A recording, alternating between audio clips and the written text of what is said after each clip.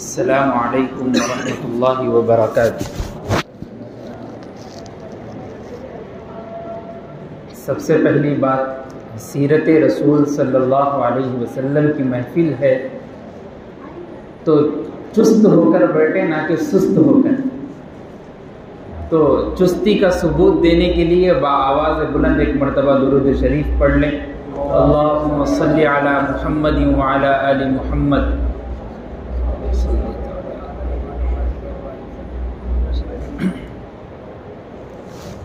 آپ نے تفصیلی بیان حضرت والا سے سنا۔ زیادہ وقت لیے بغیر چند باتیں جو آپ کے سامنے بتانی ضروری سمجھتا ہوں، عرض کرتا چلو۔ اللہ کے رسول صلی اللہ علیہ وسلم کی بعثت اور اللہ کے رسول صلی اللہ علیہ وسلم کی ولادت دنیا میں انقلاب لانے کے لیے ہوئی۔ جیسا کہ آپ نے سنا کہ حالات کیا تھے عرب کے، اور اب کیسے حالات ہوئے، چینجز کیا کیا آئے اللہ کے رسول صلی اللہ علیہ وسلم کے آنے سے۔ اس لیے شاعر نے کہا تھا کہ وہ آئے جن کے آنے کی زمانے کو ضرورت تھی، وہ آئے جن کی آمد کے لیے بے چین فطرت تھی، وہ آئے گریہ یعقوب میں جن کا فسانہ تھا، وہ آئے نغمہ داؤد میں جن کا ترانہ تھا، وہ آئے جن کے لیے ترستی تھی وادی بطحا، وہ آئے جن کے قدموں کے لیے کعبہ ترستا تھا۔ اللہ کے رسول صلی اللہ علیہ وسلم کی بعثت کا مقصد ہی دنیا کو چینج کرنا تھا، حالات کو بدلنا تھا، اچھائی اور برائی کو بتانا تھا کہ کیا صحیح ہے اور کیا غلط ہے۔ اس لیے آپ دیکھیے اللہ تبارک و تعالیٰ نے بہت ساری چیزیں دنیا والوں کو دی، انسانوں کو۔ پہاڑ دیے، اگر پہاڑ نہیں ہوتے تو پھر کنٹرول نہیں ہوتا تھا دنیا۔ جھاڑ دیے، اگر جھاڑ نہیں ہوتی تو آپ کو پھر ہوائیں جو مل رہی ہے وہ اچھائی سے نہیں مل سکتی تھی، ہمیشہ بیمار رہتے۔ کھانے کے لیے فروٹ اور میوے کا انتظام کیا، دھان کا انتظام کیا، راشن کا انتظام کیا، ایسی چیزوں کا انتظام کیا جس کے بارے میں انسان سوچ ہی نہیں سکتا تھا۔ یہاں بیٹھ کر دبئی اور سعودی عربیہ کو بات کیا جا رہا ہے بغیر وائر کے، فون کے ذریعے سے۔ اللہ کا احسان ہے ہم پر، لیکن اللہ کبھی احسان نہیں جتتا ہے دیکھو میں دیا تمہارے کو بول کے نہیں بولتے، کبھی نہیں بولتے۔ لیکن ایک چیز دنیا میں واحد ایسی ہے جس کے دینے کے بعد کائنات کے رب احسان جتلا ہے اور بول رہے کہ دیکھو اب دے دیا میں، اب دے دیا تو احسان ہے میرا تم پر، اب لوٹانا ہے اس کو ذمہ داری کے ساتھ۔ وہ کیا ہے؟ قرآن مجید کی آیت ہے، پڑھیے، لقد من اللہ علی المؤمنین اذ بعث فیہم رسولا من انفسہم۔ اب احسان ہے دنیا والوں پر اور مومنین پر کہ میں نے رسول کریم صلی اللہ علیہ وسلم کو تم میں سے بھیجا۔ اب احسان ہے، اب احسان جتلا رہا ہوں میں۔ اللہ تبارک و تعالیٰ نے نبی کریم صلی اللہ علیہ وسلم کو دنیا میں مبعوث کر کے احسان جتلایا۔ اب ہم ثبوت پیش کرنا ہے اللہ کے سامنے کہ اللہ آپ کے نبی آئے، ہم کو آپ کے نبی نے پورا دین سکھایا، شریعت سکھا دی، تمام چیزیں سکھا دی۔ اب ہم اس کا ریپلے کیسا کر رہے ہیں، اب ہمارے کو دکھانا ہے اور بتانا ہے۔ اور اللہ کے رسول صلی اللہ علیہ وسلم نے جو دین مسلمانوں میں پھیلایا، جو اسلام پھیلایا، جو تبلیغ کا کام کیا، دعوت کا کام کیا، بندوں کے پاس جا کر اللہ کو ایک ماننے کی جو تبلیغ کی، اللہ اکبر، کیسی وہ مکی زندگی تھی۔ آپ دیکھیے، پڑھیے، آنکھ سے آنسو آ جائیں گے اللہ کے رسول صلی اللہ علیہ وسلم پر جو ظلم کیا گیا کفار مکہ۔ اللہ کے رسول صلی اللہ علیہ وسلم ایک مرتبہ جا رہے ہیں مکے سے، عقبہ بن ابی محیط آتا ہے پیچھے سے، بہت بڑا کافر ہے، آ کر اللہ کے رسول صلی اللہ علیہ وسلم کے گردن مبارک پر ایک رومال ڈال کر زور سے کھینچتا ہے۔ اس کھینچ کی وجہ سے اللہ کے رسول صلی اللہ علیہ وسلم کی سیرت نگار بیان کرتے ہیں اور محدثین کرام بیان کرتے ہیں اللہ کے رسول صلی اللہ علیہ وسلم کی آنکھ باہر آنے کو تھی، اس لیے کہ اتنی زور سے کھینچا جا رہا۔ اور جب ابو بکر صدیق رضی اللہ عنہ کو معلوم ہوا، بھاگتے ہوئے آئے اور آ کر اللہ کے رسول صلی اللہ علیہ وسلم کو بچایا اور پوچھنے لگے کیا تم اس شخص کو اس لیے مار رہے ہو کہ شخص اللہ ایک ہے یہ بات کہہ رہا ہے؟ دین کی دعوت تمہارے پاس لائی جا رہی ہے، اس لیے تم اس کو سزا دے رہے۔ اس کے بعد ابو بکر صدیق رضی اللہ تعالیٰ نے ان لوگوں سے لڑائی بھی کی، مار بھی کھائی اور مارا۔ اللہ کے رسول صلی اللہ علیہ وسلم پر ایسے کفار مکہ نے ظلم کیا۔ ایک مرتبہ اللہ کے رسول صلی اللہ علیہ وسلم مکے میں نماز ادا کر رہے ہیں، سجدے میں ہیں۔ ابو جہل کہتا ہے کون ہے جو اونٹ کی اوجھڑی لا کر اس شخص پر رکھ دے گا؟ عقبہ بن ابی محیط کھڑا اور بھاگتے ہوئے اس جگہ پر پہنچا جہاں پر قربانی ہوئی تھی۔ اونٹ کی اوجھڑی، آپ چمڑی دیکھیے کتنی وزندار ہوتی ہے۔ ہم ایک شخص ایک بیل کی اور گائے کی چمڑی کو نہیں اٹھا سکتا، کبھی کبھی اتنی وزندار ہو جاتی، تو اونٹ کی چمڑی کا کیا حال ہوگا؟ اور اللہ کے رسول صلی اللہ علیہ وسلم سجدے میں ہیں اور اللہ کے پاس دعائیں مانگ رہے ہیں۔ عقبہ بن ابی محیط آ کر آپ کے گردن مبارک پر اس چمڑی کو لا کر رکھ دیتا ہے۔ اللہ اکبر، کیسی تکلیف دی ہوں گی جب سیدنا فاطمہ الزہرا رضی اللہ عنہا کو معلوم ہوتا ہے۔ بھاگتی ہوئی دوڑتی ہوئی آتی ہے، چھوٹی سی معصوم ہے، ننھے منھے اپنے ہاتھوں سے ہٹاتی ہے اور روتے ہوئے بابا جان کی اس خدمت کرتی ہے۔ جب اللہ کے رسول صلی اللہ علیہ وسلم سجدے سے اٹھے تو اپنے دونوں ہاتھوں کو اٹھا کر کہا اللہم علیک بقریش، اللہ قریش کو دیکھ لینا، قریش کے کفار نے میرے اوپر بہت زیادہ ظلم کیا۔ اور کیوں ظلم کر رہے؟ وجہ ایک ہی ہے، دین کا کام، اللہ کی بڑائی بیان کرنے کے لیے محنت کرنا دین کا، اسی لیے تکلیفیں دی جائیں۔ صحابہ کرام رضوان اللہ علیہ مجمعین کو تکلیفیں دی گئی۔ حضرت بلال حبشی رضی اللہ عنہ کا واقعہ پڑھتے ہیں اور سنتے ہیں، کیسی تکلیفیں حضرت بلال حبشی کو دی گئی۔ اللہ اکبر، ریتیلی زمین سعودی کی ابھی بھی آپ جائیے دیکھیے، ایسی گرم دھوپ اور ایسی گرم زمین ہوتی ہے، ہم برداشت نہیں کر سکتے تھوڑی دیر بھی۔ حضرت بلال حبشی رضی اللہ تعالیٰ عنہ کو پورے کپڑے جسم سے نکال لیے گئے اور زمین پر چٹ لٹا دیا گیا، اوپر گرم پتھر لا کر رکھ دیا گیا سینے پر، اور کہا جا رہا ہے کہ بلال اب تم مان لو اور کہہ دو کہ جس خدا کی تم عبادت کرنے لگ گئے ہو اس خدا کو بھول جاؤ۔ اور حضرت بلال کیا کہتے ہیں؟ احد احد، میں جب بھی وہی کہتا تھا اب بھی یہی کہتا ہوں کہ اللہ ایک ہے، اللہ کے علاوہ کوئی عبادت کے لائق۔ اللہ کے رسول صلی اللہ علیہ وسلم نے صحابہ کے اندر یہ ایمان کیسے بھرا؟ نہ پیسے دیے، نہ مال، نہ دولت، نہ جائیداد، نہ کپڑا، نہ کھانے کے لیے کوئی اور چیز، کچھ نہیں۔ یہ کیوں ایسا جذبہ ان کے اندر پیدا ہوا؟ کن چیزوں نے، کس وجہ سے وہ صحابہ کی جماعت بنی؟ کیا ایسی وجہ تھی جو اللہ کے رسول صلی اللہ علیہ وسلم نے ان کو بتلائی؟ وہ قرآن مجید کی آیتیں اور قرآن مجید کی وہ صورتیں جو صحابہ کرام رضوان اللہ علیہ مجمعین کے سامنے سنائی جاتی تھی تو ان کا پتھر دل میں موم ہو جاتا تھا۔ حضرت عمر رضی اللہ عنہ کا واقعہ سنتے ہیں، جب بہن کے پاس پہنچے، فاطمہ کے پاس، فاطمہ بنت خباب کے پاس پہنچے، مار رہے ہیں بہن کو اور کہہ رہے ہیں کہ دیکھو تم چھوڑ دو اس دین کو جس پر تم ابھی اسلام لائی ہو ورنہ میں تم کو مارتا رہوں گا۔ فاطمہ بنت خطاب کہتے ہیں دیکھو بھائی مارتے رہنا، تم جس باپ کے بیٹے ہو، یہ فاطمہ بھی اسی باپ کی بیٹی، تم مارتے مارتے تھک جاؤ گے، یہ بیٹی مار کھاتے کھاتے نہیں تھکی۔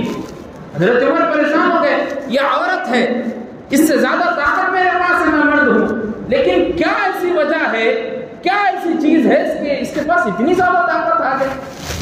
حضرت فاطمہ کہتی وہ قرآن مجید کی طاقت ہے جو اللہ کے رسول صلی اللہ علیہ وسلم نے ہم کو پڑھ کے سنایا۔ جب کہا گیا کہ مجھ کو بھی آیتیں پڑھ کے سناؤ، کہا گیا کہ پہلے غسل کرو، وضو کرو، پھر بیٹھو۔ جب بیٹھ گئے، سبح للہ ما فی السماوات و ما فی الارض وہو العزیز الحکیم کی آیتیں سنائی دے رہی، ادھر پڑھ رہے ہیں پہنوی اور ادھر عمر کا دل، وہ پتھر دل جو ابھی اسلام قبول کرنے سے پہلے حضرت عمر حضرت زنیرہ کو مارا کرتے تھے، باندھی تھی، اور اتنا مارا کرتے تھے، اتنا مارا کرتے تھے، تھک جاتے تھے مار مار کے۔ زنیرہ کہتی تھی کیا ہوا عمر، تھک گئے؟ عمر کہتے تھے ابھی مارنا بند نہیں کیا ہوں، تھوڑا کھاؤں گا، تھوڑا پیوں گا، پھر ماروں گا تم کو کہ تم اسلام کیوں قبول کرے۔ حضرت عمر ایسے تھے، اتنا ظلم کرنے والے تھے لوگوں پہ، لیکن جب قرآن مجید کی آیتیں پڑھی گئی اور پتھر دل وہی ننگی تلوار لیے حضور اکرم صلی اللہ علیہ وسلم کے دربار میں گئے۔ حضرت حمزہ کو معلوم ہوا کہ دیکھو عمر آ رہے ہیں، تو حضرت حمزہ نے کہا ٹھیک ہے آنے دو، اگر اچھائی کا ارادہ ہے تو ٹھیک ہے ورنہ اسی تلوار سے اس کو ماروں گا۔ جب آتے ہیں اللہ کے رسول صلی اللہ علیہ وسلم اپنی مسجد سے اٹھ کر حضرت عمر کے دو کاندھوں کو پکڑتے اور ہلاتے اور کہتے ہیں عمر کیا ہوا، ابھی بھی ٹائم اور وقت نہیں آیا کہ ایمان قبول کر لو۔ یہ کہنا تھا حضرت عمر رضی اللہ عنہ کی زبان سے بے ساختہ نکل پڑا اشہد انک رسول اللہ، ہم مانتے ہیں، ہم گواہی دیتے ہیں کہ آپ اللہ کے رسول۔ پھر کیا ہوا؟ حضرت عمر نے پوچھا اللہ کے رسول صلی اللہ علیہ وسلم کیا ہم حق پر ہیں؟ اللہ کے رسول صلی اللہ علیہ وسلم نے کہا ہاں ہم حق پر ہیں۔ حضرت عمر نے کہا پھر ہم نماز کیوں نہیں پڑھتے کھلے عام؟ تو اللہ کے رسول صلی اللہ علیہ وسلم نے کفار مکہ کے وہ حالات بتائے۔ اس کے بعد حضرت عمر کعبے کی دیوار پر مکے کی گلیوں میں پھر پھر کر کہتے تھے کہ دیکھو عمر نے اسلام کو قبول کر لیا ہے، اب کسی ماں کے بیٹے میں اتنی طاقت ہے کہ عمر سے آ کر لڑ لے تو عمر جنگ کے لیے تیار ہے۔ کیا تھی طاقت؟ کیوں آئی اتنی طاقت؟ کہاں سے ایسا ایمان بڑھا؟ کہاں سے ایسی سیکھ ملی؟ کس نے ان کو دولت دی؟ کس نے ان کو پیسہ دیا؟ کچھ نہیں، حضور اکرم صلی اللہ علیہ وسلم نے ان کو دین کی تعلیم دی، قرآن مجید کی سیکھ دی، قرآن مجید کی آیتیں ان کے دلوں پر، ان کے سینوں پر چسپاں ہو گئی، یہی ان کی طاقت ہے۔ اس لیے شاعر نے کہا تھا کہ اللہ کے رسول صلی اللہ علیہ وسلم کی محبت سینوں میں رہنا ضروری ہے۔ اگر محبت نہیں ہے اللہ کے رسول صلی اللہ علیہ وسلم کی تو پھر کوئی چیزیں قابل قبول نہیں۔ شاعر نے کہا تھا کہ نماز اچھی، زکوٰۃ اچھی، کلمہ اچھا، حج بھی اچھا، سب اچھے ہیں، نماز اچھی، زکوٰۃ اچھی، کلمہ اچھا، حج بھی اچھا، مگر باوجود ان سب کے میں مسلمان ہو نہیں سکتا۔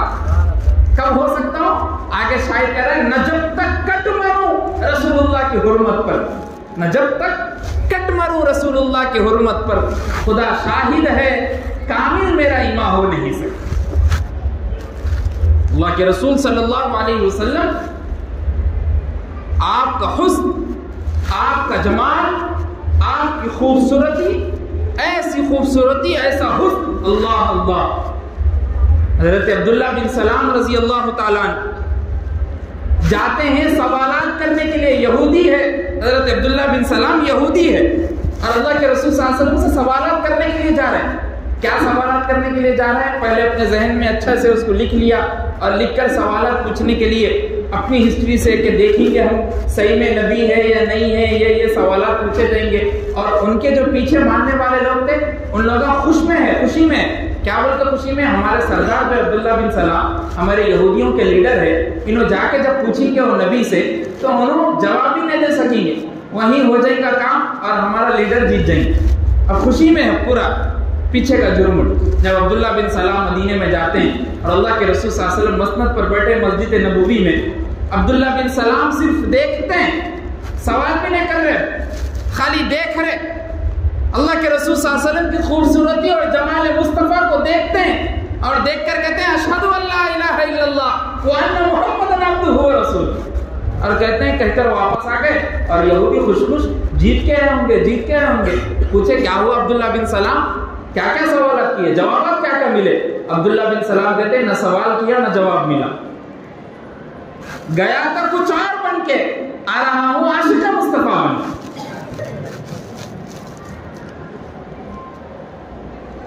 آ رہا ہوں عاشق مصطفیٰ بن کے۔ گئے تھے بازار خریداری کے لیے، ہاتھ اس کے بکے جس کے خریدار گئے، ہم تو بیچنے کے لیے گئے تھے، ہمارے کو کیا معلوم تھا ادھر پہلے سے خریدنے والا کھڑا ہوا ہے، ہمارے کو خرید لی۔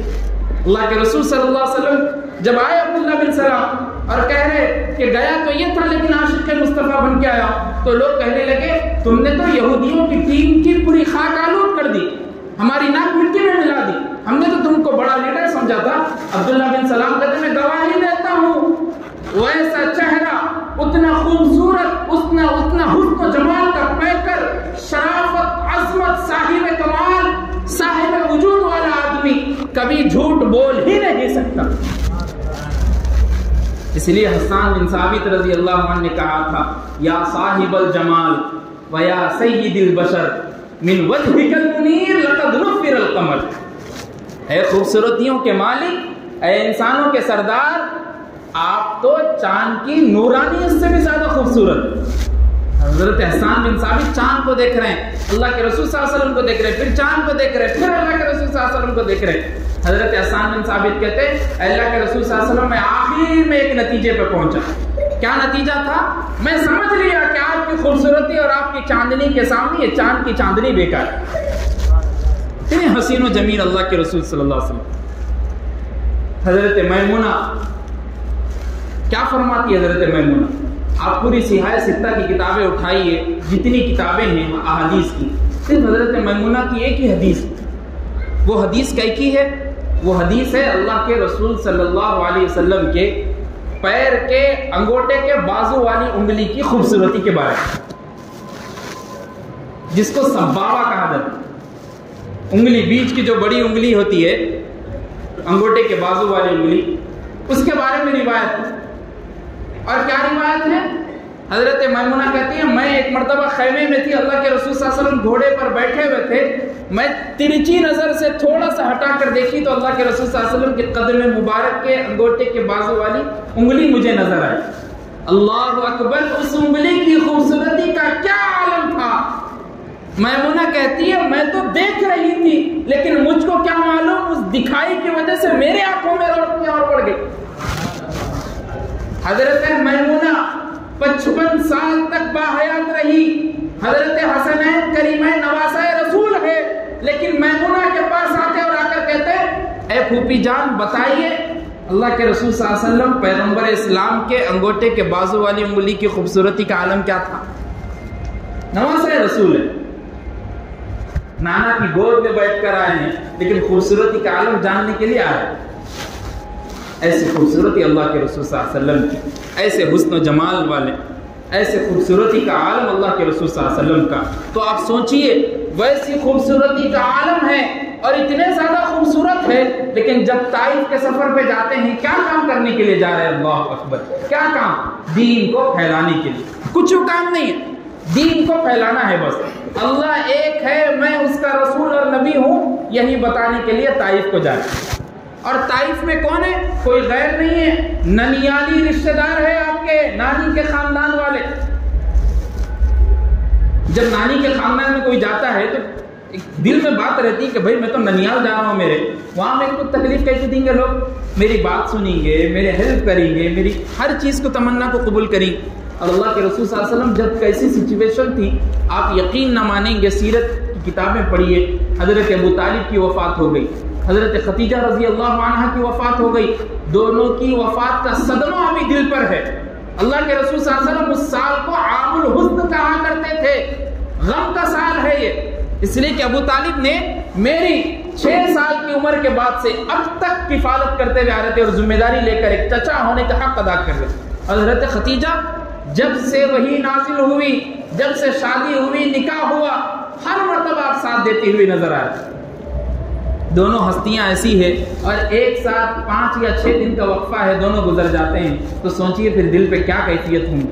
اور اس کیفیت کو لے کر طائف کے سفر پر جا رہے ہیں۔ جب طائف کے سفر پر جاتے ہیں اللہ اکبر، تو لوگ یہ نہیں بولتے کہ آپ چلے جائیے ہم دین قبول نہیں کریں گے، لوگ کیا بول رہے، کیسا جواب دے رہے آپ دیکھیے۔ اس میں سے ایک شخص کہتا ہے کیا ہوا؟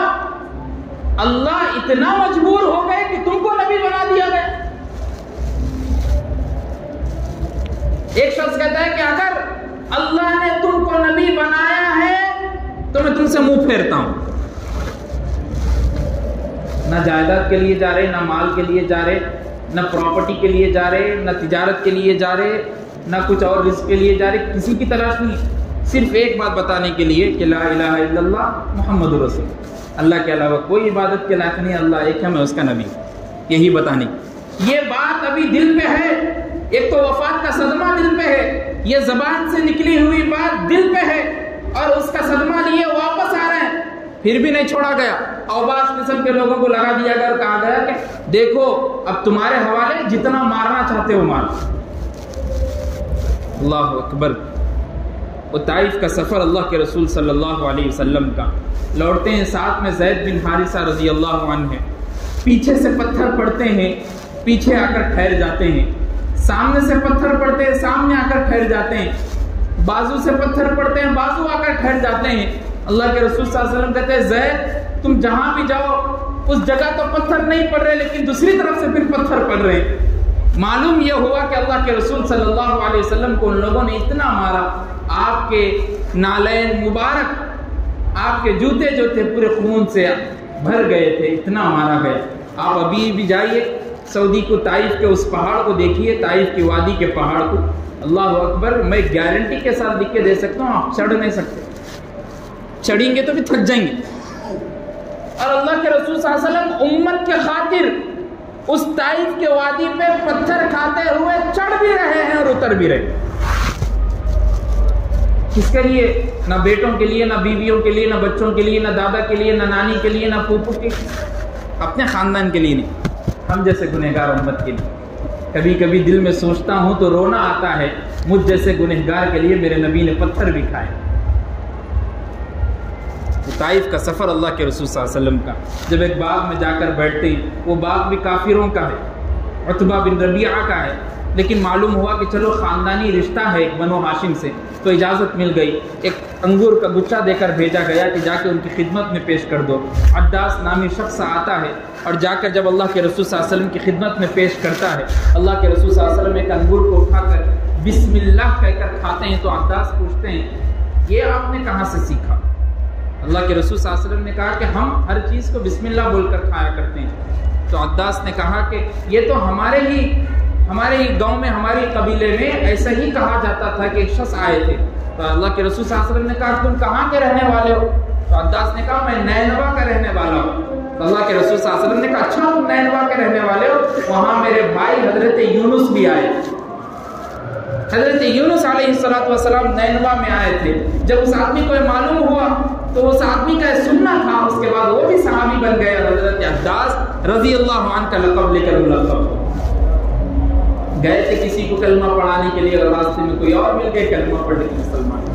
اللہ کے رسول صلی اللہ علیہ وسلم کے اسفار، یہ دین کی خاطر پریشانیاں، یہ قربانیاں، صحابہ کے اوپر ظلم و ستم، صحابہ نے اپنے بچوں کو یتیم کر دیا، بیویوں کو بیوہ کر دیا، یہ کیوں ہوا؟ حضرت سمیہ رضی اللہ عنہ بہادر خاتون، ایسی خاتون ابو جہل بار بار مارا کرتا تھا اور کہا کرتا تھا کہ دیکھو اسلام سے باز آ جاؤ، محمد رسول اللہ کے دامن کو چھوڑ دو، اگر نہیں چھوڑیں گے تو میں تم کو مارتا رہوں گا۔ حضرت سمیہ بوڑھی ہے لیکن بہادر ہے، ہڈیوں میں طاقت نہیں ہے لیکن ایمان بھرا ہوا ہے، ہڈیاں کمزور ہو گئی ہے لیکن عشق مصطفیٰ میں طاقت ہے کہ حضرت سمیہ کے دلوں میں عشق مصطفیٰ نے جذب کر لیا، اور ایسی طاقت ابو جہل کے سامنے کھڑی ہو کر کہتی کہ دیکھو کچھ کرنا ہو کرو لیکن اسلام سے نہیں ہے۔ عمار، حضرت عمار رضی اللہ تعالیٰ مسلمان، حضرت سمیہ رضی اللہ عنہ کا ابو جہل ایک مرتبہ غصے میں زور سے تیر کھینچ کر مارتا ہے، آپ کی ناک پہ جا کر لگتی، جس کی وجہ سے آپ شہید ہو گئی۔ سب سے پہلے اسلام میں شہید ہونے والی عورت ہے، خاتون ہے، جیسا کہ مولانا بیان نے سنایا کہ عورتوں کے مقام و مرتبے کو اللہ کے رسول صلی اللہ علیہ وسلم نے بلند کر کے بتایا۔ اس کی وجہ بھی یہی ہے کہ سب سے پہلی ایمان لانے والی بھی خاتون ہے اور سب سے پہلے شہید ہونے والی بھی خاتون۔ ایمان ملا سب سے پہلے حضرت خدیجہ الکبریٰ رضی اللہ، شہید بھی ہوئے سب سے پہلے حضرت سمیہ رضی اللہ عنہ۔ بتانا چاہ رہے اللہ کے رسول صلی اللہ علیہ وسلم یہ اسلام پھیلنے کے پیچھے عورتوں کا سب سے بڑا کردار ہے، اگر عورتیں نہ ہوتی تو پھر اسلام ہم تک پہنچتا ہی نہیں۔ تم عورتوں کو کمزور مت سمجھو، اس لیے ہمارے استاد محترم فرمایا کرتے تھے کہ ایک آدمی اگر جاہل ہے تو کچھ زیادہ فرق پڑنے والا نہیں، اگر ایک عورت گھر کی جاہل ہے تو پورا خاندان تباہ ہونے والا، پورا گھر تباہ ہونے والا۔ اس لیے کہ عورت، اس کے اندر میں اس کی بچیاں، اس کی بچے، اس کا شوہر، اس کی ساس، تمام چیزیں آتی رہیں گی، اور ایک آدمی تو باہر رہنے والا ہے، کام کرتے تک باہر رہیں گا، پھر 6 بجے آئے گا، کھانا کھائیں گا، سو جائیں گا، پھر صبح اٹھ کے چلے جائیں گے۔ لیکن عورت اپنے بچوں کی حفاظت کرنے والی ہے، دین کے سلسلے میں بھی، دنیا کے سلسلے میں بھی۔ اگر عورت جاہل رہی تو پھر گھر کا گھر تباہ ہو جائے۔ اس لیے عورتوں کو، اپنے بچیوں کو پڑھانا ضروری ہے۔ بولا یہ بھی جاتا کہ شادی کرانے کے بعد تو وہ دیکھتے بھی نہیں لوگ کیا پڑھی ہوئی بچی، کیا سیکھی ہوئی۔ آپ کم از کم اپنی بچیوں کو اتنا پڑھائیں کہ وہ ان کی اولاد کی حفاظت دین کے سلسلے میں کر سکیں، ان کی اولاد کو وہ بتا سکیں کہ دن میں نمازیں کتنی ہیں، کیسے پڑھنا ہے، غسل کیسے کرنا ہے، وضو کیسے کرنا ہے، پانی نہیں ہے تو تیمم کیسے کرنا ہے، یہ ساری چیزیں وہ اپنی اولاد کو بتا تو سکے۔ اتنا تو تعلیم دیجیے آپ اپنی بچیوں کو، اللہ کے رسول صلی اللہ علیہ وسلم کی اور صحابہ اکرام رضوان اللہ علیہم اجمعین کی محنتیں تھی دین کے سلسلے میں. آخری بات جو آپ سے کرنی ہے وہ یہ ہے کہ اللہ کے رسول صلی اللہ علیہ وسلم سے محبت، اپنی جان سے بڑھ کر محبت اللہ کے رسول صلی اللہ علیہ وسلم سے کرنا ہے. بخاری شریف کی روایت ہے، متفق علیہ ہے، حضرت انس اور حضرت ابو ہریرہ رضی اللہ عنہما اکابر صحابہ ہے، دونوں روایت کرتے کہتے ہیں لا یؤمن احدکم حتی اکون احب الیہ من والدہ وولدہ والناس اجمعین. اللہ کے رسول صلی اللہ علیہ وسلم نے فرمایا تم میں سے کوئی اس وقت تک کامل ایمان والا نہیں ہو سکتا جب تک میں اس کے نزدیک اس کے ماں باپ سے، اس کے اولاد سے اور اس چیزوں سے، ان چیزوں سے جس سے وہ محبت کرتا ہو، ان تمام چیزوں سے زیادہ محبوب میں نہ ہو جاؤں. ان تمام چیزوں سے محبت، ان تمام چیزوں سے زیادہ محبت میرے سے ہوئی تو وہ سچا عاشق رسول ہے، وہ سچا محبت کرنے والا. یہاں پہ رک کے میں آج کے حالت حاضرہ پہ آپ کے سامنے بتاتا ہوں. ربیع الاول آیا تو ہمارے کو سمجھ میں آتا کہ اب سیرت کا جلسہ کرنا ہے. ربیع الاول آیا تو کیا سمجھ میں آتا ہمارے کو؟ اب سیرت کا جلسہ کرنا ہے. کئی کو کرنا ہے 12 ربیع الاول کو حضور اکرم صلی اللہ علیہ وسلم کی پیدائش ہوئی، میلاد النبی ہے، اس لیے سیرت کو سننا ہے. کیا خالی 12 ربیع الاول اور میلاد النبی کے وقت سیرت کو سننا ہے یا پورے ہر زندگی میں سیرت کو سننا ہے؟ زندگی کے ہر لمحے میں سیرت کو سننا ہے. اس لیے کہ اللہ کے رسول صلی اللہ علیہ وسلم کی زندگی کے بغیر ہماری زندگی کچھ بھی نہیں ہے. اگر ان کی زندگی ہے تو ہماری ہے، ورنہ نہیں. اس لیے میدان محشر میں ہمارے بارے میں نہیں پوچھا جائے گا. کائنات کے سردار، فخر المرسلین، انیس الغریبین، رحمت للعالمین، راحت العاشقین، مراد المشتاقین، شمس العارفین، سراج الصادقین، صاحب المقربین والفقراء والغرباء والمساکین، امام القبلتین، وسیلتنا فی الدارین کے بارے میں پوچھا جائے گا. محبوب رب المشرقین والمغربین کے بارے میں پوچھا جائے گا. اسی کے بارے میں نہیں پوچھا جائے گا. قبر کے 3 سوالوں میں سے 2 سوالات تو نبی سے ملے ہوئے. پہلا سوال تو من ربک، تمہارا رب کون ہے. 2 سوال نبی سے ملے ہوئے. ما دینک من نبی، تمہارا دین کیا ہے، تمہارے نبی کون. نبی کون ہے بول کے معلوم ہوا تو دین کیا ہے معلوم ہوتا. نبی کون ہی نہیں معلوم تو دین کیا معلوم ہوتا. میری بات سمجھ میں آ رہی نا. کار کو دیکھے تو معلوم ہوتا کہ کار کون سی کمپنی کی ہے. میں آنکھ بند کر دیا آپ کی اور سامنے کار ٹھہری ہوئی اور پوچھ رہا ہوں میں کون سی کمپنی کی ہے بولو. تو نے بولتا تم پاگل ہو گئے، پہلے کار ہے، لاری ہے، ٹریکٹر ہے، کیا ہے وہ تو بولو. خالی آنکھ بند کر کے کون سی کمپنی کی پوچھ رہے. نبی صلی اللہ علیہ وسلم کی زندگی نہیں معلوم تو نبی صلی اللہ علیہ وسلم دین کون سا لے کے وہ کیا معلوم ہوگا آپ کو. میرا بولنے کا مقصد ہی مطلب ہی یہی ہے کہ میلاد النبی کے وقت سیرت سن رہے، سیرت کے جلسوں میں جا رہے، ٹھیک ہے کوئی بات نہیں. آپ بیٹھ رہے سیرت کے جلسے میں، اللہ کے رسول صلی اللہ علیہ وسلم کی مجلس جبھی بھی ہوتی، محفل جبھی بھی ہوتی، فرشتے وہاں پہ حاضر ہوتے. فرشتے آپ کے پاس حاضر ہیں، اپنے پاس آپ کو دکھائی نہیں دیتے. آپ کے ہر عمل کو لکھ رہے ہیں فرشتے. اس لیے کہ سیرت کے جلسوں کی خوبصورتی ہے، اس کے فضائل ہے. من صلی علیہ واحدۃ صلی اللہ علیہ عشرہ، جس نے مجھ پر 1 مرتبہ درود پڑھا اللہ اس پر 10 مرتبہ رحمت نازل کرتا. اب سوچئے اپنا کتنے دیر سے ہم صلی اللہ علیہ وسلم نام لے رہے ہیں، کتنی مرتبہ ہم نے درود پڑھ لیا اور کتنی رحمتیں ہمارے اوپر ہو گئی. آپ اندازہ نہیں لگا سکتے ان چیزوں کا. اس لیے کہنے کا مطلب یہ ہے کہ میلاد النبی کے وقت آپ میلاد النبی کریے، اللہ کے رسول صلی اللہ علیہ وسلم کی ولادت کریے، لیکن کرنے کا جو طریقہ ہے اس میں سمجھ کے کریے. جیسا کہ مول صاحب نے کہا کہ مسجد میں بیٹھ کر نمازوں کی پابندی، آپ دیکھیے پورا چار مینار روڈ سے بھرا ہوا ہے، مسجدیں خالی ہے. یہ کیا بات ہوئی؟ یہ کون سا جشن ولادت منا رہے ہیں؟ سمجھ میں نہیں آیا میرے کو. اللہ کے رسول صلی اللہ علیہ وسلم فرما رہے قرۃ عینی فی الصلاۃ، نماز میں نے آنکھوں کی ٹھنڈک ہے. اور موسم 3-4 مرتبہ بول بول کے پکار رہا حی علی الصلاۃ، آؤ نماز کی طرف، حی علی الفلاح، آؤ کامیابی کی طرف، قد قامت الصلاۃ، آ جاؤ نماز کھڑی ہو گئی، اللہ اکبر اللہ اکبر، 4-4 6-6 مرتبہ مؤذن بول رہا. اور ہمارا کام کیا ہے؟ اذان ہوئی تک ڈی جے بند کرنا، اذان ہوتے کہ پھر ڈی جے چالو. کون سا عشق رسول ہے سمجھ میں نہیں.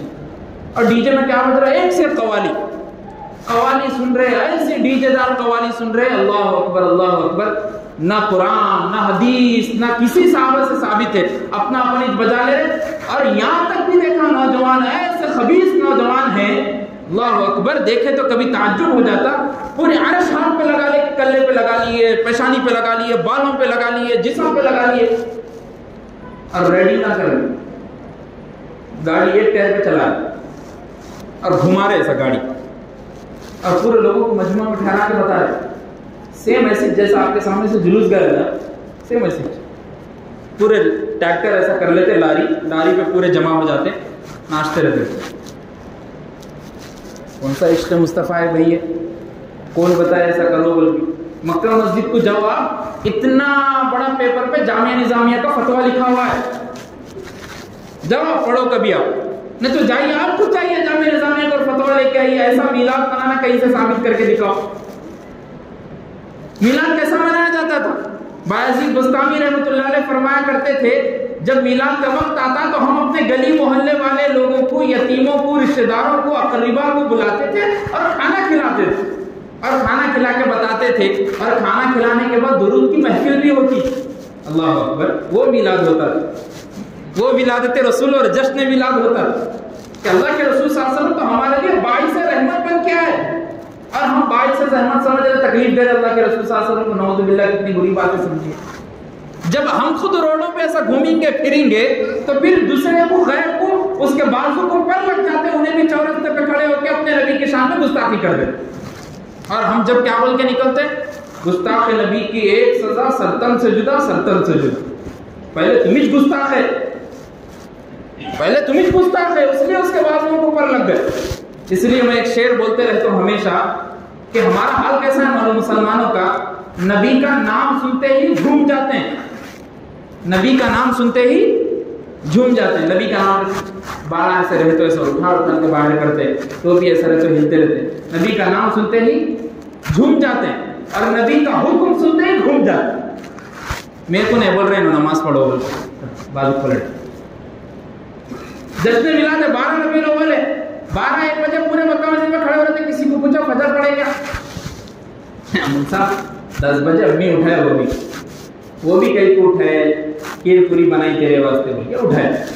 اپن کیا کرے، اٹھتے کی معلوم ہوا میرا دوست باہر پلسن لے کے کھڑا ہوا تھا، 50 کا پیٹرول ڈالا، نکل گیا. جھنڈا فری کا تھا، چاند ادھر ایک، تارا ادھر ایک، کلے پہ ادھر ایک، ارش کی ایک ڈبی تھی 2 روپے کی، چھنک لیا، نکل گیا. مجھے کیا کرے، عاشق رسول ہوں، کچھ بولے آپ گردن کاٹ لیتا ہوں میں، تمہاری بھی کاٹ دیتا ہوں میں، کچھ بولے ایسا ہے. اچھی بات ہے.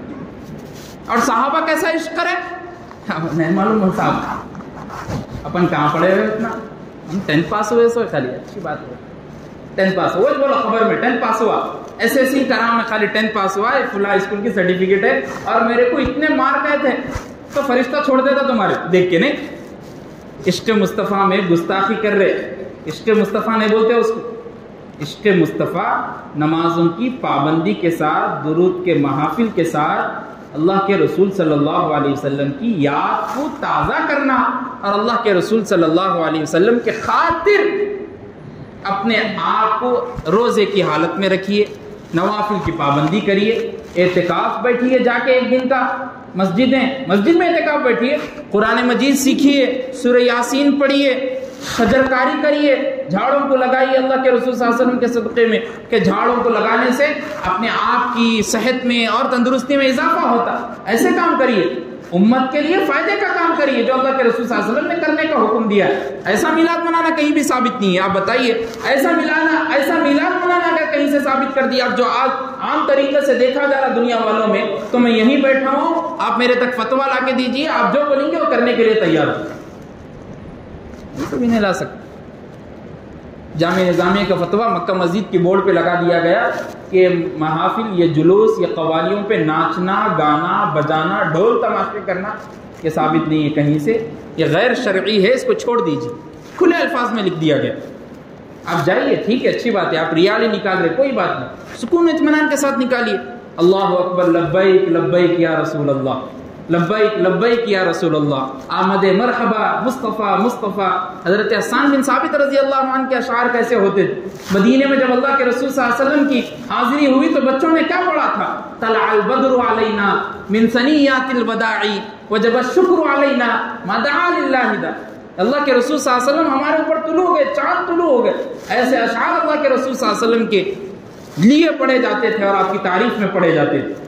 تو بولنے کا اور بتانے کا مقصد یہ ہے کہ محبت رسول صلی اللہ علیہ وسلم اپنے اندر پیدا کیجیے، اور اللہ کے رسول صلی اللہ علیہ وسلم کی محبت ہی اصل شرط ہے۔ اس لیے علامہ اقبال رحمۃ اللہ علیہ نے کہا تھا کہ محمد کی محبت دین حق کی شرط اول ہے، پہلا رول۔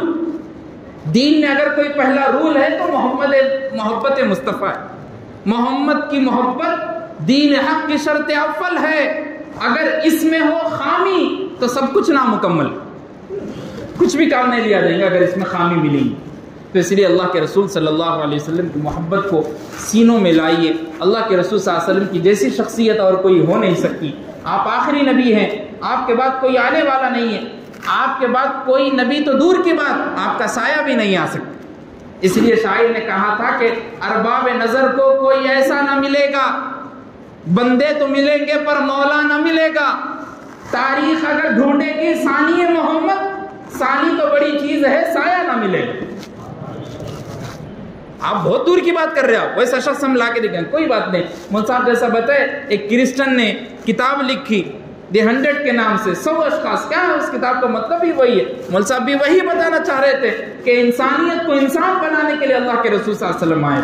جب انسان ہم کو بنا کے گئے تو ہمارا فرض ہے کہ محمد صلی اللہ علیہ وسلم سے محبت کرے، اور محبت کے کچھ حقوق ہے، کچھ شرائط ہے، اس کو آپ پاس و لحاظ رکھ کے محبت کرے۔ اللہ سے دعا ہے کہ اللہ ہم کو بھی سچا عاشق رسول بنائے، ہم سب کو سچا عاشق رسول بنائے، عشق مصطفیٰ ہمارے اندر پیدا کرے، اور ایسا عاشق مصطفیٰ بنائے کہ اے اللہ آپ کے محبوب کے دین کے خاطر، آپ کے محبوب کی سنتوں پر عمل کرنے والا، اور آپ کے محبوب صلی اللہ علیہ وسلم کے دین کے خاطر اگر کچھ قربانیاں پیش کرنی پڑے تو سب سے پہلے ہماری قربانی، ایسا ہم کو عشق مصطفیٰ اور عاشق مصطفیٰ بنائے۔ اللہ سے دعا ہے کہ اللہ ہماری اس مجلس کو قبول فرمائے، اور اس مجلس میں جتنی باتیں کہی گئی، جو کچھ سیکھا گیا، جو کچھ سکھایا گیا، اس پر عمل پیرا ہونے کی توفیق عطا فرمائے۔ سیرت رسول صلی اللہ علیہ وسلم ہماری زندگی میں جذب کر دے، اور ایسا ہم کو انسان بنا دے کہ آپ کے کیریکٹر، آپ کے اخلاق پر عمل کرنے والا ہو۔ جب تک ہم زندہ رہے سنت مصطفیٰ پر زندہ رہے، جب انتقال ہو تو دین مصطفیٰ پر انتقال ہو۔ اللہ ہماری دعاؤں کو قبول فرمائے۔ وآخر دعوانا ان الحمد للہ رب العالمین۔